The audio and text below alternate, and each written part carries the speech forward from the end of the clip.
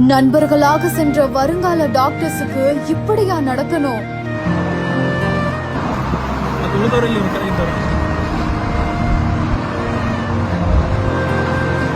ஹாப்பியா ட்ரிப்பு போனாங்களேப்பா, இந்த இடத்துல இப்படி ஆகிடுச்சு.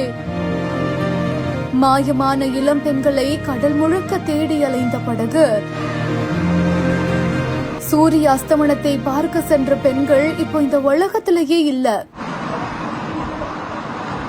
திருச்சியில இருக்கக்கூடிய ஒரு கல்லூரியில MBBS தேர்வை முடிச்சிட்டு விடுமுறைக்காக சுற்றுலா வந்த நண்பர்கள் கோகர்னாவில் இருக்கக்கூடிய குட்லே கடற்கரையில சூரிய அஸ்தமனத்தை பார்க்கலாம் அப்படின்னு போயிருக்காங்க. அப்ப அந்த கடல்ல வந்த பெரும் ராட்சத அலையில 2 இளம் பெண்கள் கடல்ல அடித்து செல்லப்பட்டிருக்காங்க.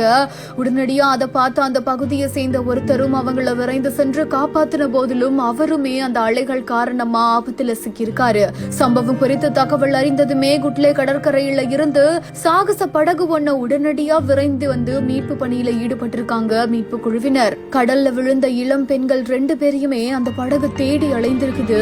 அவங்கள மீட்க சென்ற அந்த நபரை மட்டும் உயிரோட கரைக்கு கொண்டு வந்து ஆம்புலன்ஸ் மூலமா அரசு மருத்துவமனைக்கு சிகிச்சைக்காக சேர்த்திருக்காங்க.